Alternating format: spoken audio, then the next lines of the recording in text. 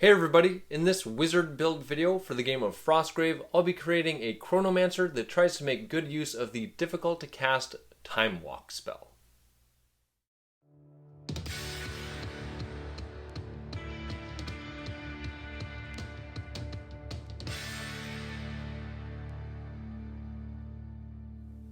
Hey everybody, I'm Alan with Bricks and Blocks Gaming, tabletop gaming with bricks and blocks and helping to build your gameplay foundation. In this video, I'll show you my Chronomancer's spell list, discuss their main spells and strategy, discuss how their other spells fit in, recommend some soldiers to hire for this wizard, and give my thoughts about using this wizard build in a game. So let's get to the bricks and blocks of this Chronomancer build for Frostgrave. For their spells, from the primary school, I've selected Fast Act, Fleet Feet, and Time Walk. From the aligned schools, I've selected Bone Dart, Wall, and Wizard Eye, and from the neutral schools I've selected Familiar and Right Scroll. On the first turn, these Chronomancers should use Fleet Feet, casting on a 10, to speed up one of their main attacking soldiers. A slow Templar would be ideal, to help them get into combat quickly.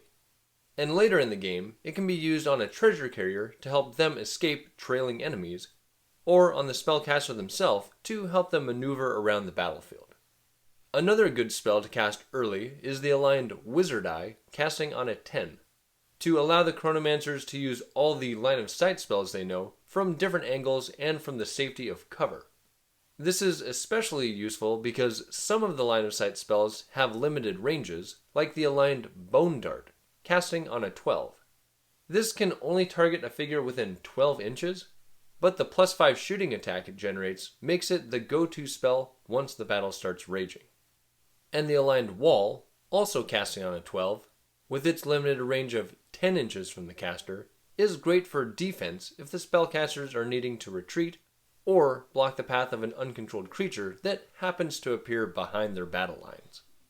Next, they have Fast Act, which is here as kind of an emergency spell. With its reliable casting number of just 8, the ability to activate a soldier outside the soldier phase can add a lot of strategic options to move an attacker into combat with an enemy spellcaster, both to be a threat and to prevent them from using a spell that turn, or to move into combat with a treasure hauler to prevent them from escaping. Or it can be used on an allied treasure hauler to get them to safety before they get caught by opposing figures. The big spell this Chronomancer build has is Time Walk, which casts on a 14. This spell has the stipulation that it can't be used by apprentices, but that's okay. If successfully cast, the wizard gets to activate with one action in both the apprentice and soldier phases.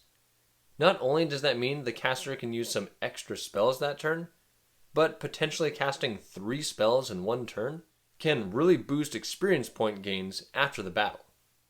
Time Walk can really help with spamming Bone Darts, especially if a Wizard Eye is already on the table. However, the high casting number of Time Walk makes it fairly unreliable, which means empowering will often be necessary, and it should only be used once or twice per game, especially early in a campaign, before the spamming spells have had their casting numbers reduced. To help with casting this, the neutral Right Scroll, casting on a 16, is there to occasionally create scrolls to help with failed Time Walk rules. And remember that even though an apprentice can't cast Time Walk, there's nothing in the rules that say they can't create scrolls of spells that are restricted to wizards, as they do in fact know any spell their wizards know. And they know the neutral Familiar, casting on a 14, to possibly add +2 health to the spellcasters to aid with empowering each game. My favorite soldier to speed up with Fleet Feet is a Templar to get high attack power, defense, and speed all mixed into one. So after hiring their apprentice, this Chronomancer should bring along 2 Templars to be targets of this spell, and use their remaining 50 gold crowns to hire an infantryman. Then they should take 4 thugs and 1 thief. The thugs should be replaced as funds allow, starting with adding an apothecary to aid with empowering, and 2 more infantrymen and a barbarian as fast attackers to keep up with the Templars. And then lastly, they should replace the thief with a treasure hunter to make treasure grabbing more reliable. Ranged soldiers shouldn't be needed, as prioritizing the leveling up of Bone Dart will allow the spellcasters to essentially serve as short-distance sharpshooters. And after getting that spell down to about 8, they should lower the casting number of Wall a few points. I wouldn't recommend lowering Time Walk's casting number, because since it can't be used on an apprentice, you essentially get just half the worth out of each level pumped into it.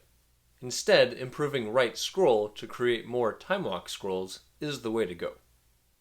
I've always found effective Chronomancers to be difficult to create. As such, I'm not exactly sure how well this build will function in a game, but I do think it would be interesting to use. Time Walk will be fairly unreliable, but cool when it works. But the range of Bone Dart may cause the spamming strategy to fall completely flat, and the strategy may shift more towards spamming walls. Because of some of this uncertainty and some of the complexity with Time Walk, I think this would be a good build for an experienced player looking for something different that could create a high-risk, high-reward playstyle. If you enjoyed this video, feel free to like and subscribe, and comment below with your thoughts about this build and whether you've ever made good use of the Time Walk spell. I'm Alan with Bricks and Blocks Gaming. Thanks for watching and play well.